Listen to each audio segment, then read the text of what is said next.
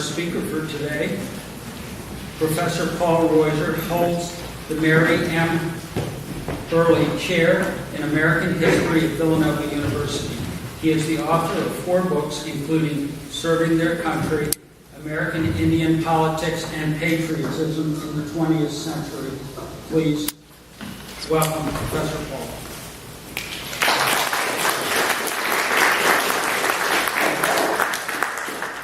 Good morning, everyone. Good morning. Everybody hear me? Oh, yeah. Okay. That was a great song. I used to sing as a youngster, play the piano, so that's to me just a joyful way to begin any Sunday. And I think the song is especially appropriate given the topic of my address, which is about the environment. It's also interesting to think about rivers running into the sea down the Carolinas. Of course, the sea is running into the rivers. Nature is unpredictable. So I'm grateful for a sunny day in Philadelphia. And there very well may be a TV show. Isn't there a TV show? It's a sunny day. It's always sunny in Philadelphia. Is that better? Okay. I wanted to start by mentioning that a couple years ago I became involved in a campaign to save the home of Oscar Hammerstein, who wrote, of course, Sound of Music in Oklahoma and Sound of the Pacific, in part because I was drawn to his effort to mediate racism through his music. He was also someone committed to peace. He worked with Eleanor Roosevelt. And I went to the King and I performance at Lincoln Center, and on my way back, I passed this building. It was the New York Ethical Society near Central Park. And I said to my partner, wow, I wonder what goes on in the New York Ethical Society. I was unfamiliar with it, and so I did a little bit of research and became really interested in ethical humanism, everything that this meeting represents. So I was really grateful when Betsy invited me to join you today, so thank you for that. And I thought I would start by sharing with you a little bit about myself as an introduction to my research and my teaching. I grew up in Swarthmore, Pennsylvania, and attended the Swarthmore Friends meeting, which has, I guess, some similarities to the Ethical Society. It's very non-hierarchical. It's committed to gender equity and social justice. In fact, last night I helped deliver food to a homeless shelter in Philadelphia as part of its Feeding the Homeless program. So it was kind of interesting for me to go from that upbringing and my own kind of spiritual versus a religious background and start teaching at Villanova University, which is, of course, a Catholic institution. It's an Augustinian school. And even though I've never felt ethically compromised and compelled to, take the church line into the classroom, it's been difficult in part because I disagree with a lot of the church teachings on women's rights and contraception, and especially these days with corruption involving pedophile priests. But fortunately, Villanova has been a space that recognizes intersections between faith and reason. They sponsor an annual Mendel Award, which recognizes the contributions of science. And it's given me an opportunity to teach a range of courses on the environment, as well as American women's history, history of American capitalism. But my focus there has been on environmental history and sustainability. I teach American environmental history, global environmental history on a master's level and an undergraduate level. I teach American Indian history, and I helped to start a sustainability studies program about 8 years ago, and I co-teach a seminar on sustainability studies for our students. So it's given me an opportunity to put my faith, as it were, into practice in the classroom, in university service, as well as in my research. My current project is to look at American Indians' experiences with citizenship, the way that they've been excluded from the United States, the way that their tribal units have been compromised by the pressures of colonization. It's going to take me to some interesting places. I'm going to go out to the Navajo Nation in October and give address as part of a colloquium at the Dene College. I think that would be really interesting, in part because the Navajo have been wrestling with some really serious environmental problems, especially uranium mining as well as coal mining. So they've had this challenge. How do they reconcile their perceived traditions with the need to develop some of their natural resources? It's an interesting study. I also want to mention that one of the inspirations for my teaching about sustainability is my personal as well as professional experience with Native American values. When I was a kid, a teenager, I would go up to Canada and spend my summers canoeing through the wilderness of Ontario and Quebec. And we learned to travel like Indians, because Indians were seen as the model for an ethical standard with regard to nature.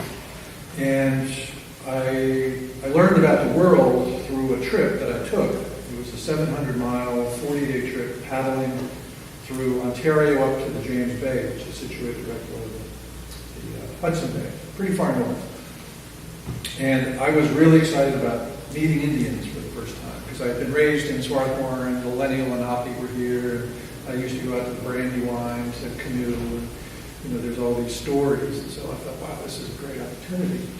Like a lot of Americans, I thought of American Indians as this kind of paragon of environmental virtue. So I had this epiphany when I was up there. I was traveling down this amazing river called the Harriganah River, and I brought all this fishing equipment, and I was told by the native people there that you can't eat fish.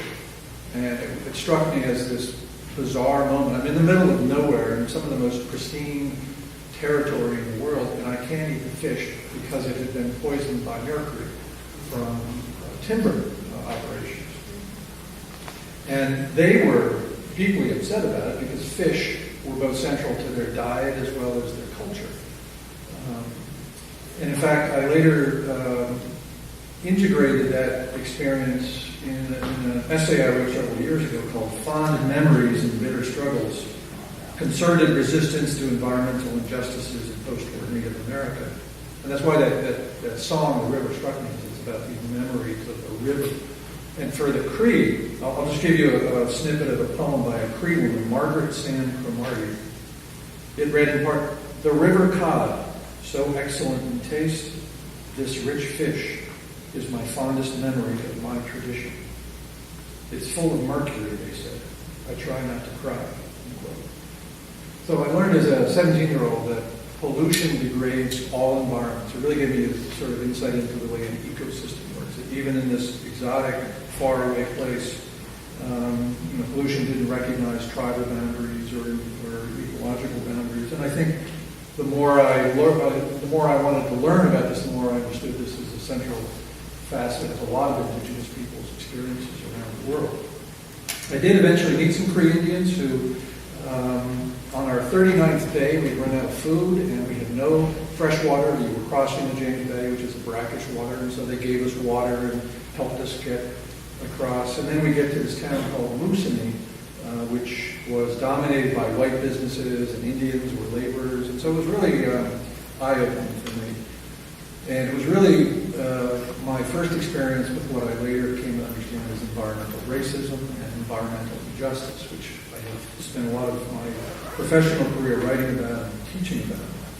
So in the classroom, in my work, I talk about the Seneca Indians getting flooded out by the Kinzua Dam in western Pennsylvania in the 1950s and 1960s. I talk about Navajo uranium miners who died by the dozens in the 1960s and 1970s, having worked for the government as part of the Cold War. I talk about Native people in the Pacific Northwest trying to gain their right to fish in waters protected by treaties, because fish are central to their identity. The salmon, they really think of themselves as the salmon people. And then a more recent one is Mohawk Indians holding General Motors accountable for mercury poisoning in the St. Lawrence River, which caused the degradation of Mohawk Indians' breast milk. So there are all these stories from across the country and really around the world that I try to get students to think about, of course, African Americans have had their own environmental justices. Chester, Pennsylvania, nearby. I show a video about how Chester is one of the dirtiest places in the country. Latino Americans have been suffering from pesticide poisoning in the agribusinesses that they are employed in. We have in working class neighborhoods in Kentucky and Detroit, people wrestling with the problem of lead-based water. So there are problems everywhere. And in fact, we here are somehow linked to these environmental injustices just because we end up paying a cost. In fact, that's one of the lessons I get my students to think about. What's the moral and financial accounting of these problems? Because at some point, all of us in society pay for industrial polluters, in some way. So the focus is this thing called the environmental justice movement, which really is centuries old. It goes back to initial contact with Europeans because of the conflict over values that Native people had with European values. It then intersects with civil rights movements and the broader environmental movement in the 1960s and 1970s. And some of you may be familiar with the emergence of this movement, but one of the central problems they had was to redefine where the environment is, because mainstream groups like Audubon and Sierra Club, which were very well-meaning, but they cared mostly about the trees and the mountains and the rivers and the birds and the fish, not so much the humans. And so what environmental justice activists had to do was to redefine the environment, and they did so by saying it's where you live, work, and play, which reflects their vulnerability to industrial pollution in their workplace. As people of color, they have to work in the dirtiest parts of the factories. It's where they live. They have to live in neighborhoods that are linked to particulate matter from highways that bisect their communities, like in Chester. And it's in the playgrounds because of particulate matter, or in the case of hazardous waste, it's in the ground that they have to deal with. So that became the catchphrase of the environmental justice movement. American Indians experience with environmental degradation. They experience that in particular ways because of their, what they call sacred space and sacred geographies, where they need a particular place to conduct a ceremony that helps to sustain their identity. So they added to that definition, the environment is where you live, work, and play, and pray. So creating the sense that space is also has a religious component. And this again goes back to the question of what are Native people's environmental ethics. And there's been a lot of debate about that, frankly, from a historical perspective. But I think there's a clear contrast, especially in the early colonial period, where Native people thought of nature as a living world. Rocks, trees, mountains all had a certain spirituality, and it had rights. And they thought of the animal kingdom, the animal world, as a kind of king, as almost equal. And so they would think of the beaver nation or the deer nation. And so they would have a kind of cultural practice. They would practice cultural diplomacy. They'd have rituals and ceremonies. They would beg forgiveness from the deer that they killed, and thank them for sustaining their family, that kind of thing. So they were both a part of nature, but also separate from nature, because they had to create that hierarchy of needs. But it became important to them to maintain those traditions. Europeans, on the other hand, thought of nature as a bundle of commodities. In part, you have these people coming over from England, which had been privatized by the wealthy. And so colonists finally got access to land, and they could hunt deer and so forth. And so they began to think of nature as a commodity, and land especially became the most important commodity. Real estate drove colonization. And Native people get caught up in that, and they get linked to the degradation of space. In fact, if I could get intellectual with you just for a moment, Herbert Marcuse, who's one of my favorite intellectuals, wrote that ever more effective domination of nature led to the instrumentalities for the ever more effective domination of man by man through the domination of nature. So native people get caught up in this emerging market economy, and they make some really difficult transitions. They participate in the slaughter of beaver, deer for skins, and eventually they participate in the slaughter of buffalo, but on a different scale. The slaughter of the buffalo in the American West was driven by a government policy married to industrial processes. This kind of mass slaughter of buffalo to deprive the Indians of buffalo as a food source. Buffalo used, the American Indians in the West used the buffalo for everything. Without it, their entire material culture would vanish. And so that became a military strategy. So we want to be careful about saying that American Indians have never upset the balance of nature. But because of population density and the maintenance of these ceremonies and traditions, I think it's fair to say that Native people had a respect for nature that a lot of other people did. And it is in the 1950s and the 1960s that they have to come to terms with this tradition, these fond memories of working in nature. Because after World War II, there was a renewed pressure for Indian land, especially out in the American West. The need to extract coal and uranium and put a lot of pressure on Native people to decide, how are we going to participate in this new economy? And simultaneously, in the 1960s and 1970s, they became seen as symbols of environmental harmony. Because in the 1960s, many of you may remember, rivers were catching on fire in Ohio. There's an oil spill in Santa Barbara, and because of television, people saw for the first time, the sea lions and other marine life getting suffocated. You have then the moon landing, which, or the image of the Earth from the moon, gave us a sense that, wow, we've got one planet. These are some gestalt shifts almost in how we thought about ourselves in nature. And Indians become a useful symbol for people to say, wow, they are models for how we can live with nature. So how many of you remember the Crying Indian commercial? Yes. Okay, a lot of you, right? So it was on billboards. There was a TV ad that shows the Indian paddling through. You can Google this or get it on YouTube. Paddling through like refuse in a river, and then somebody throws some trash at his feet, and then a little one tear comes down. So he becomes known as the Crying Indian. And there's some debate whether he was Italian-American or Native. I don't know if we've settled that one yet, but he really stands in for a wise use. This is what we could do, to solve our environmental problem. Get back to get back to their environmental ethics. I would say that it was problematic for a couple of reasons. For one thing, Native people were themselves wrestling with the problem of litter and pollution, from these difficult decisions to mine coal, for example. They were desperate. Their reservations were dominated by poverty. And the other problem is that the Crying Indian figure, which is now called the ecological Indian, is really problematic because what it does is it fixes Native people in time. Right? They haven't advanced at all. They've never wrestled with what it means to be modern. And so it reinforces these stereotypes of Native people as not intelligent, not smart, not intellectual, and so forth.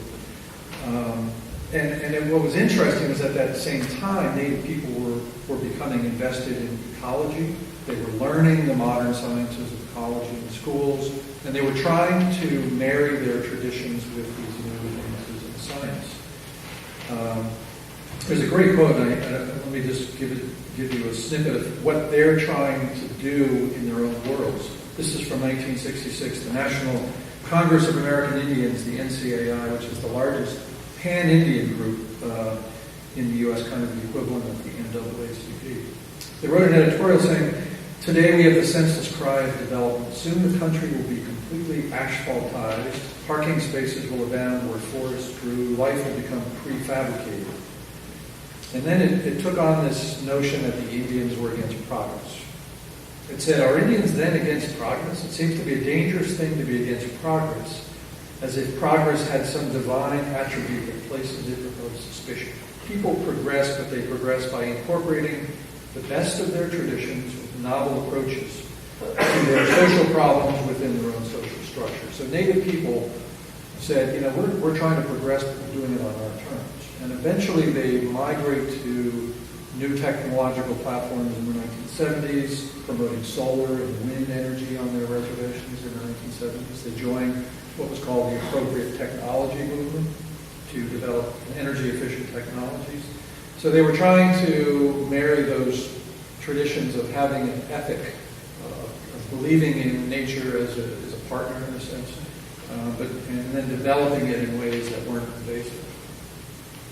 So that becomes, I think, one of the key themes of the Native experience into the 1990s and even today, where they are leaders of the climate justice movement. The environmental justice movement has become globalized into the climate justice movement, and indigenous peoples believe that they are really on the front lines of this.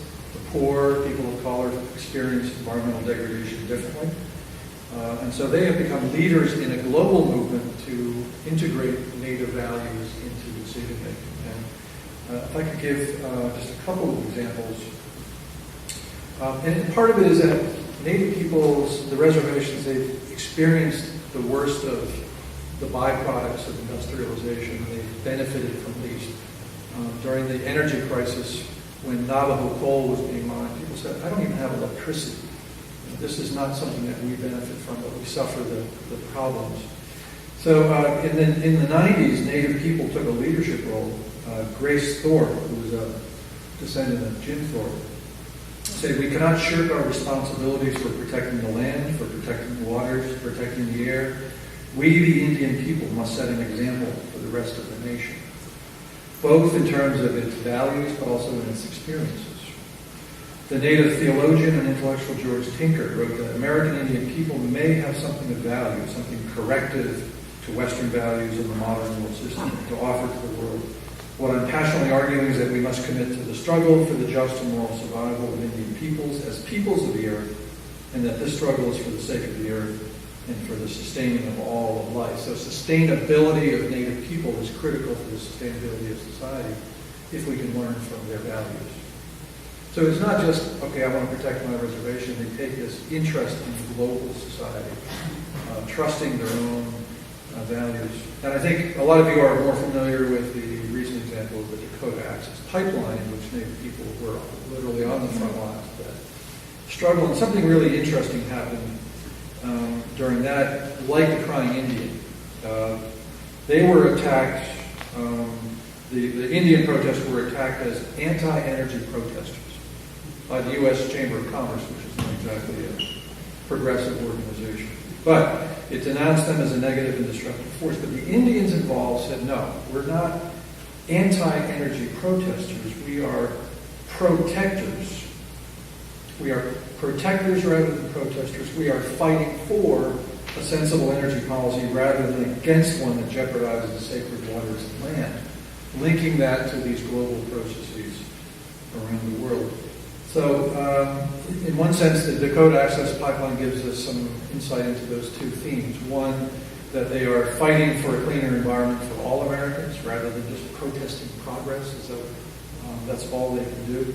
But it also reinforces that idea of the kind of stereotypical Indian living in nature and not advancing. So I think we want to be careful about not romanticizing Indians, but understanding their particular history of environmental degradation and understanding their efforts to sustain an ethical way of belonging to the land and relating to nature, which I think is really important.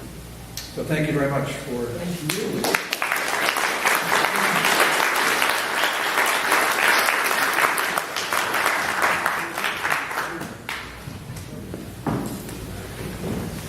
Thank you. At this time, I'd like to invite Rollin back for our second selection.